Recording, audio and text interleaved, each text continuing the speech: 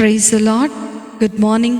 మన ప్రభువును ప్రియ రక్షకుడైన దేవుని నామమున మీ అందరికీ కూడా ఉదయకాల శుభములను తెలియచేస్తూ ఉన్నాను. అందరూ బాగున్నారా? దేవుని కృప మీ మీద నిలిచి ఉండునుగాక. నా ప్రియమైన దేవుని బిడ్డలారా, యేసుతో అనుదిన ఆత్మీయమైన ప్రయాణం నాతో పాటు కలిసి కొనసాగుతున్నటువంటి నా ఆత్మీయమైన సహోదరి సహోదరులందరికీ ప్రభు పేరట ప్రత్యేకమైన శుభములను తెలియచేస్తూ ఉన్నాను. దేవుడు మిమ్మలను మీ కుటుంబాలను దీవించునుగాక.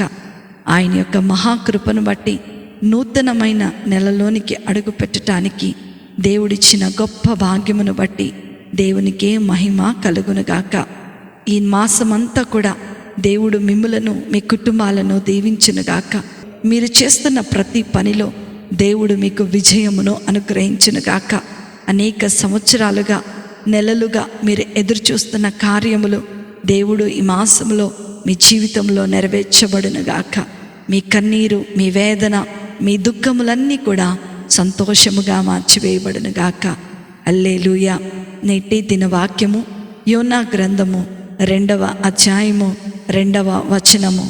నేను ఉపద్రవములో నుండి యెహోవాకు మనవి చేయగా ఆయన నాకు ప్రత్యుత్తరం ఇచ్చెను. పాతాళ గర్భములో నుండి నేను కేకలు వేయగా నీవు నా ప్రార్థన అంగీకరించి ఉన్నావు. హల్లెలూయా. నా ప్రియమైన దేవుని బిడ్డలారా, చదవబడినటువంటి లేఖన భాగమును గనక మనం గమనించినట్లయితే ప్రవక్త అయినటువంటి యోనాకు ఇది క్లిష్టమైనటువంటి పరిస్థితి. ఒక విధంగా చెప్పాలంటే జీవన్మరణ పోరాటం, ఏం చేయాలో తోచనటువంటి స్థితి.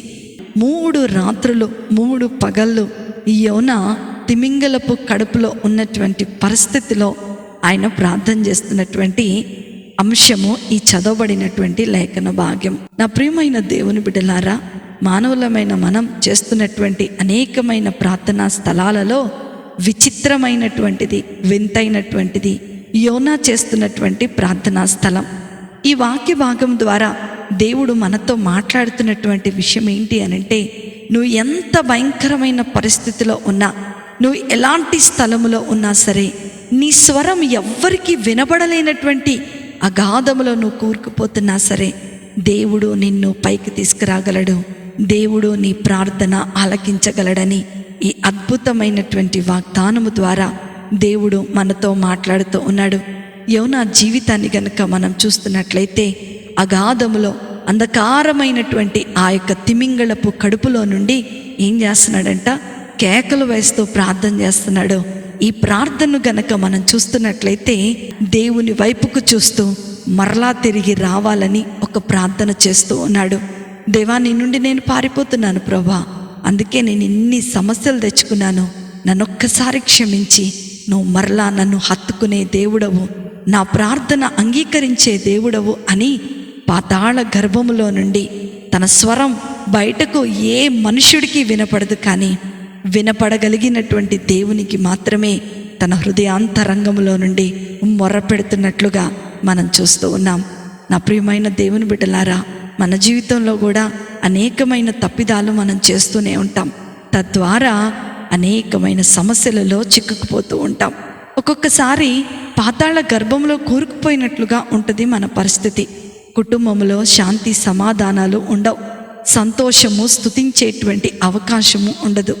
అలాంటి పరిస్థితిలో నువ్వు ప్రభు వైపుకు తిరిగి వచ్చి ప్రభువుని స్తుతిస్తూ ఆయనను హత్తుకోవటానికి తీర్మానం చేసుకున్నట్లయితే యోనాను విడిపించినటువంటి దేవుడు ఈరోజు నీ జీవితంలో కూడా విడుదలను అనుగ్రహించబోతూ ఉన్నాడు. నీ హృదయాంతరంగములో నుండి ప్రభువుని స్తుతిస్తూ నీ హృదయాంతరంగములో నుండి నీవు ప్రభు వైపుకు తిరిగినట్లయితే దేవుడు గొప్ప ఆశీర్వాదమును ఆయన నీకు అనుగ్రహించబోతూ ఉన్నాడు.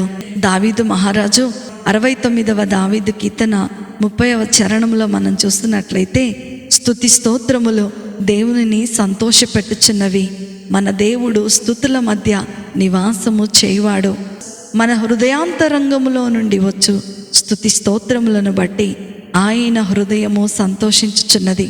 కాబట్టి కీర్తనలతోనూ నేను దేవుని నామమును స్తుతించదను, కృతజ్ఞతాస్తుతులతో నేను ఆయనను ఘనపరచదును అని ఎంత చక్కటి ప్రార్థన చేస్తూ ఉన్నాడు. నా ప్రియమైన దేవుని బిడ్డలారా, ఈరోజు నీ పరిస్థితిని చూచి కృంగిపోకు. నువ్వు ఎలాంటి పరిస్థితుల్లో కూరుకుపోయినా, ఎంత ఘోరమైనటువంటి శ్రమలో నువ్వు ఇరుక్కుపోయినా సరే, యోనా చేసినటువంటి ప్రార్థనను జ్ఞాపకము చేసుకొని నిన్ను విడిపించగలిగినటువంటి శక్తిగల దేవుని వైపుకు నీవు మరలుకున్నట్లయితే మరలా దేవుడు నిన్ను హెచ్చించబోతున్నాడు. మరలా దేవుడు నీకు విడుదలను అనుగ్రహించబోతున్నాడు. ఈ ఉదయకాల సమయంలో మనము ఆయన వైపుకు మరలుకొని ప్రార్థించగలిగినట్లయితే మన ప్రతి పరిస్థితి నుండి ఆయన మనలను విడిపించగలిగినటువంటి సమర్థుడు. ఆ రీతిగా మన జీవితాలను సిద్ధపరచుకుందాం. అట్టి కృప, ధన్యత, ఆశీర్వాదము దేవుడు మనకు, మన కుటుంబాలకు అనుగ్రహించునుగాక. ఆమేన్.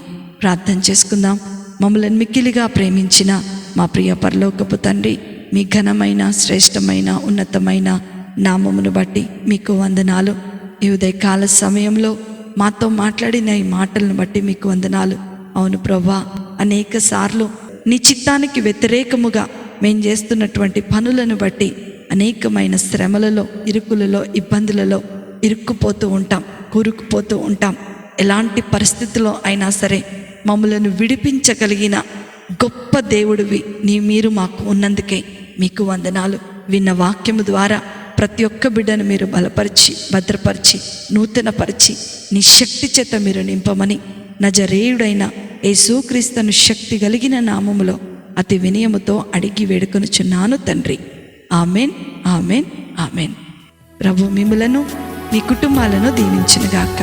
ప్రేమతో మీ సహోదరి శిల్ప జోసెఫ్.